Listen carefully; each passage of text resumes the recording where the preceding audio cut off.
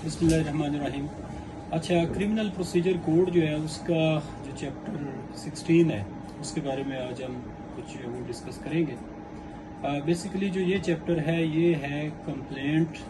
जो डायरेक्ट जो private complaint हम मजिस्ट्रेट को जो वो करते हैं किसी भी ऑफेंस के बाद,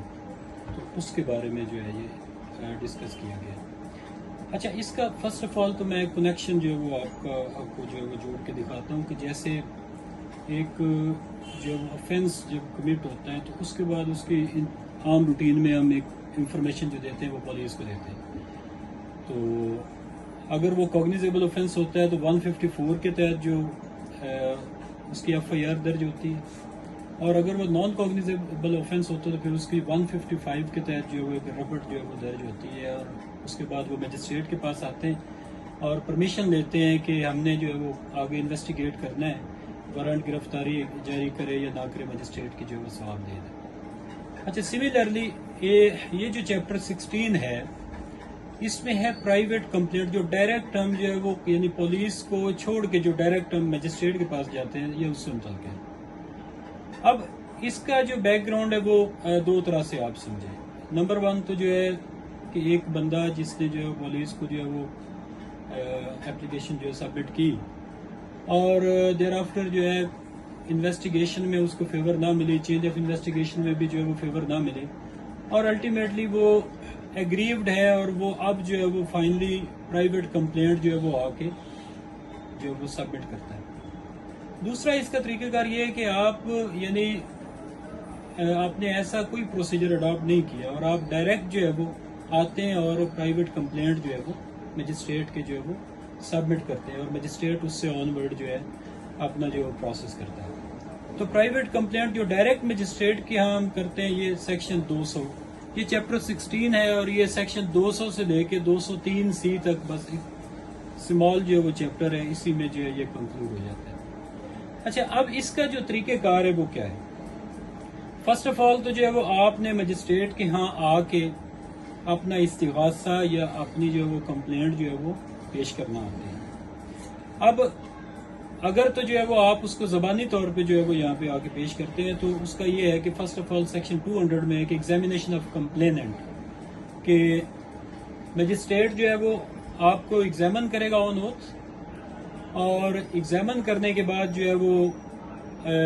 जो वो उसको राइटिंग में जो है वो लिखेगा, और लिखने के बाद जो है वो आपके जो है वो दस्तखत भी करवाएगा और अपने दस्तखत भी जो है वो करेगा। तो ये उसका जो है वो एक सिंपल जो है वो तरीक़ेकार है।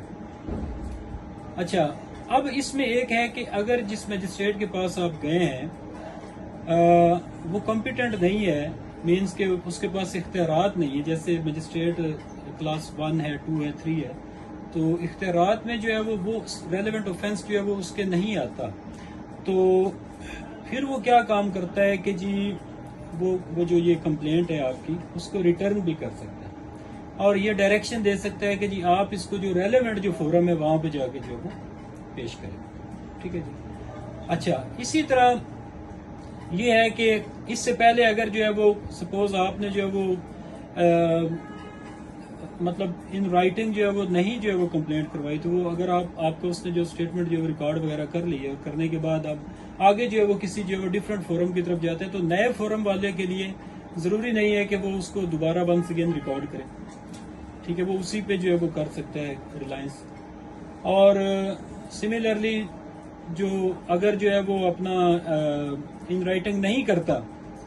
और समझता है कि ये उसका फोरम नहीं बनता, तो वो सिंपली रिटर्न जो है वो करता है, या आपको डायरेक्शन देता है कि आप रेलेवेंट फोरम पे जाएं। तो रेलेवेंट फोरम पे जब आप जाते हैं तो वो उसको जो है वो रिकॉर्ड करके जो है वो अकॉर्डिंगली जो है वो प्रोसीड कर सकते हैं। अच्छा, इसके बाद जो है वो 202 में है कि postponement of issue of process. अब यहाँ बात यह है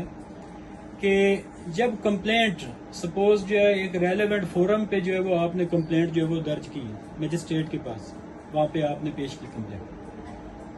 अब